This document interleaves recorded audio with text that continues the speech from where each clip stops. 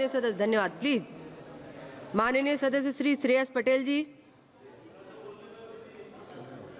शून्य ವೇಳೆಯಲ್ಲಿ mic madam. ಮಾನ್ಯ ಅಧ್ಯಕ್ಷರೇ, ಶೂನ್ಯ ವೇಳೆಯಲ್ಲಿ ಮಾತನಾಡಲು ಅವಕಾಶ ಮಾಡಿಕೊಟ್ಟ ನಿಮಗೆ ಧನ್ಯವಾದಗಳು. ಮಾನ್ಯ ಸಭಾಧ್ಯಕ್ಷರೇ, ನಾನು ಇಂದು ನಿಮ್ಮ ಮುಂದೆ ಹಾಗೂ ಸದನಕ್ಕೆ ನನ್ನ ಮತಕ್ಷೇತ್ರವಾದ ಹಾಸನ ಜಿಲ್ಲೆಯ ಒಂದು ಗಂಭೀರವಾದ ಸಮಸ್ಯೆಯನ್ನು ಮುಂದಿಡಲಿಕ್ಕೆ ಬಯಸುತ್ತೇನೆ. ಕಾಡಾನೆ ಮತ್ತು ಮಾನವ ಸಂಘರ್ಷ ನಮ್ಮ ಜಿಲ್ಲೆಯಾದ ಹಾಸನ ಮಲೆನಾಡು ಭಾಗಗಳಲ್ಲಿ ತಾರಕಕ್ಕೇರಿದೆ. ಮಾನ್ಯ ಸಭಾಧ್ಯಕ್ಷರೇ, ಜಿಲ್ಲೆಯಲ್ಲಿ ಕಾಡಾನೆ ಸಮಸ್ಯೆ ಎಷ್ಟೊಂದು ಬಿಗಡಾಯಿಸಿದೆ ಅಂತ ಹೇಳಿದ್ರೆ, ಕಳೆದ 10 ವರ್ಷಗಳಿಂದ ಇಲ್ಲಿಯವರೆಗೂ ಆನೆ ದಾಳಿಯಿಂದ ಸುಮಾರು 80ಕ್ಕೂ ಹೆಚ್ಚು ಮಂದಿ ರೈತರು ಪ್ರಾಣ ಕಳೆದುಕೊಂಡಿದ್ದಾರೆ. 55ಕ್ಕೂ ಹೆಚ್ಚು ಆನೆಗಳು ಪ್ರಾಣ ಕಳೆದುಕೊಂಡಿದ್ದಾವೆ.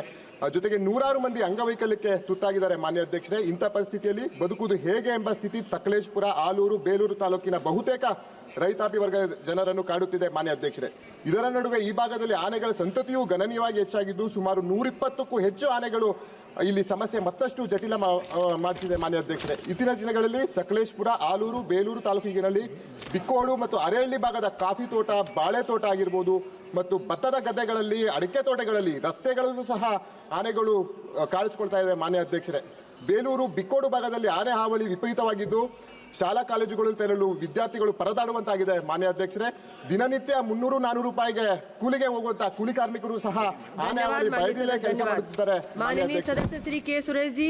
Madam will conclude madam, 1 second.